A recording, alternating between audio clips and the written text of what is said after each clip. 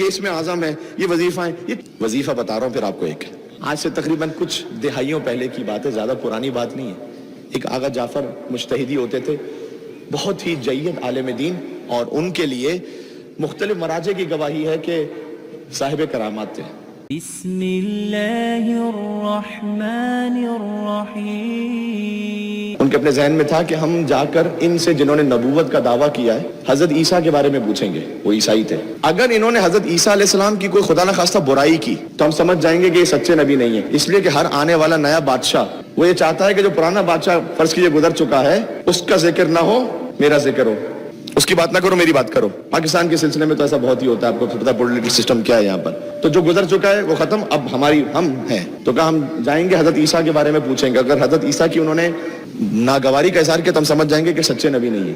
تو اس وقت انہوں نے پوچھا حضرت عیسیٰ کے بارے میں، تو رسول نے جواب دیا کہ میں تو وہ ہوں کہ جو عیسیٰ کے تسلسل میں ان کی کتاب کی تصدیق کرتے ہوئے اس قرآن کو لے کر آیا ہوں. وہ ہوں کہ جو عیسیٰ کے تسلسل میں ان کی کتاب کی تصدیق کرتے ہوئے اس قرآن کو لے کر آیا ہوں. انہوں نے کہا کہ لگتا تو سچا نبی ہے، یہ تو حضرت عیسیٰ کی تعریف کر رہے ہیں. تو پھر پوچھا کہ اچھا یہ بتلائیے کہ یوسف کے والد کون تھے؟ کہا یعقوب. یہ آج بچے کو معلوم ہے، اس زمانے میں نہیں معلوم تھا. کہا میں نے چیک کریں کہ یوسف کے والد کون تھے؟ کہا یعقوب. کہا اچھا موسیٰ کے والد کون تھے؟ کہا عمران. آپ کے والد کون ہیں؟ کہا عبداللہ. کبھی عیسیٰ کے والد کون ہیں؟ اپنے ذہن میں ایک سوال بنا کے لے کر آئے ہیں کہ اگر ہر نبی کا باپ ہے تو عیسیٰ کا بھی تو باپ ہونا چاہیے، اور اگر ان کا کوئی باپ نہیں تو پھر اللہ کے بیٹے ہیں وہ. نعوذ باللہ من ذالک. کہا بتلائیے گا. جیسے انہوں نے کہا نا کہ یعقوب کے والد کون ہیں؟ یوسف کے والد کون ہے؟ یعقوب. موسیٰ کے والد کون ہے؟ عمران. آپ کے والد کون ہے؟ عبداللہ. کہ عیسیٰ کے والد کون ہے؟ جیسے ہی انہوں نے یہ کہا آیت نازل ہوئی سورہ آل عمران کی، ان مثل عیسیٰ عند اللہ کمثل آدم خلقہ من تراب ثم قال له کن فیکون. یقیناً عیسیٰ کی مثال اللہ کے نزدیک آدم کی مثال ہے. خلقہ من تراب، اللہ نے انہیں تراب سے خلق کیا. ثم قال له کن، پھر اللہ نے کہا ہو جاؤ. فیکون، تو وہ ہو گئے.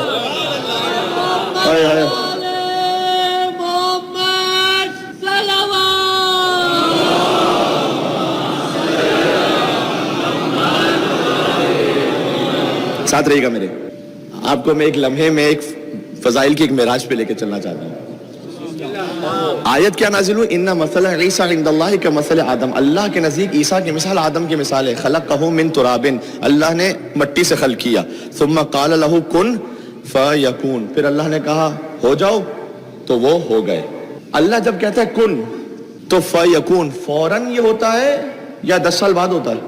فوراً ہے نا. اللہ نے کہا کن، 25 سال بعد تو نہیں ہوگا. فیکون، کن اور یکون کے درمیان وہی فا ہے جو من کن تو مولا فہذا علی اور مولا کے درمیان کی فا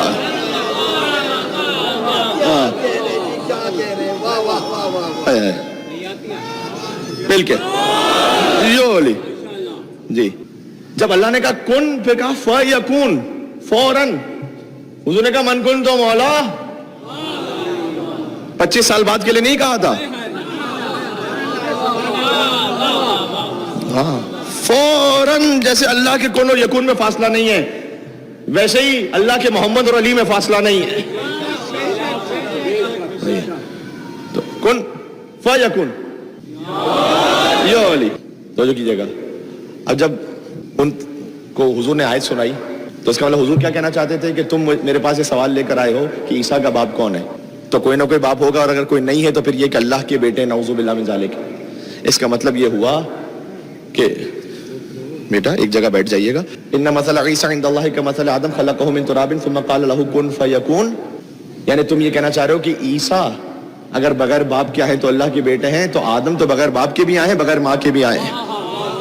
وہ تو زیادہ سزاوار ہے کہ اللہ کے بیٹے ہوں. دلیل ختم ہو گئی. والحق من ربک فلا تکن من الممترین. حق اللہ کی جانب سے جب آ جائے تو شک نہ کرنا. یہ سورہ آل عمران کے نمبر 59-60 آ گئی. انہوں نے کہا کہ اچھا ہم سوچتے ہیں اب اگر مان لے رسول اللہ کو تو سارے پرکس خود کے ختم ہو جائیں گے.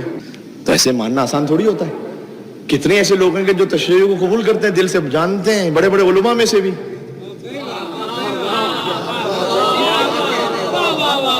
ورنہ پھر ہمیں علامہ کون کہے گا؟ ہمارا وہ سارا حساب کتاب کہاں جائے گا؟ دونوں مشکل ہوتا ہے اس کو سنبھالنا، پھر آسان نہیں ہے. تو انہوں نے کہا ہم سوچتے ذرا بتاتے ہیں.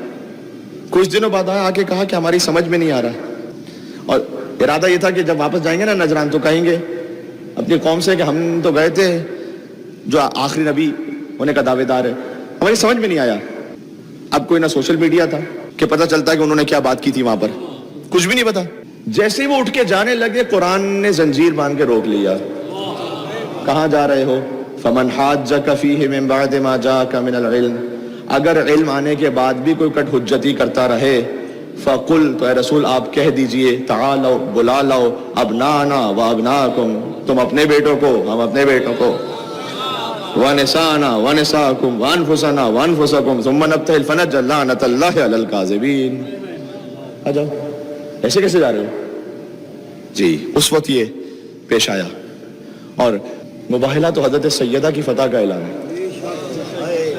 میں نے کیا جملہ کہا, اس لیے کہ مسجد میں وہ رسول اللہ کو دیکھ رہے تھے, مولا علی کو دیکھ رہے تھے, حسن حسین کو دیکھ رہے تھے. کس ہستی کا ساتھ میں اضافہ ہوا کہ انہوں نے کہا کہ اگر یہ دعا کریں تو پہاڑ بھی اپنے مقام کو چھوڑ دیں. اس ہستی کا اضافہ ہوا, ایک ہستی کا, جسے حدیث کے سامنے. اور جب مباہلہ بھی ہوا ہے, میں بات کو اس لیے اس طرف لے کر آ گیا کہ یہ تقریباً 9ویں ہجری کا واقعہ ہے, اور 9ویں ہجری ہی میں مباہلہ پر حضور جا رہے تھے. اس سے پہلے حضور نے چادر میں لیا اور آیت نازل ہوئی. آیت اطہیر کئی مرتبہ نازل ہوئی, اس دن بھی نازل ہوئی کہ جن کی طہارت کا اعلان کیا گیا ہے. اس سے پہلے بھی نازل ہو چکی تھی لیکن اس دن بھی نازل ہوئی ہے.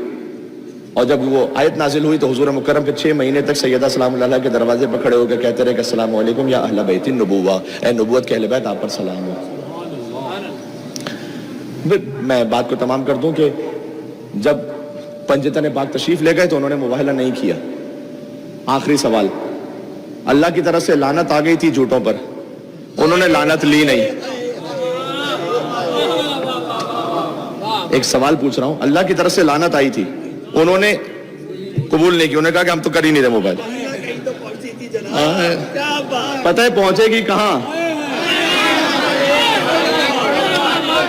اب جو آل رسول کو کہیں بھی جھٹلائے گا,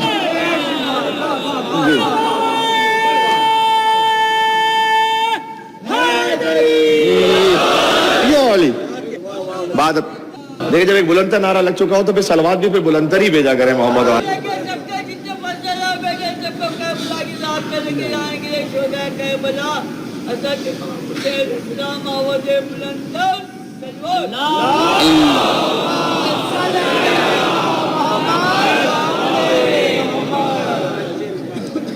ان کی چوکھٹ پہ تو کاسا بھی بڑا سجتا ہے. ویسے مانگنا بھی میں نے کہا نہ پھیلائیے, لیکن اس در کے سامنے ہمیشہ اپنے ہاتھ پھیلا کے رکھیے, ہمیشہ اپنا دامن پھیلا کے رکھیے. کیوں؟ ایسی چوکھٹ پہ تو کاسا بھی بڑا سجتا ہے, اور در بڑا ہو تو بھکاری بھی بڑا لگتا ہے. یہاں تو بھکاری بن کے جانا شرف ہے جی.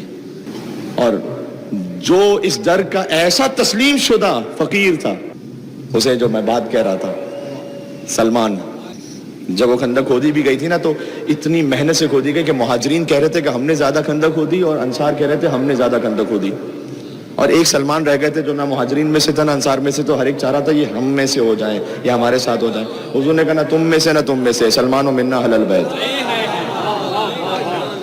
ہم میں سے. اس کا مطلب یہ ہے کہ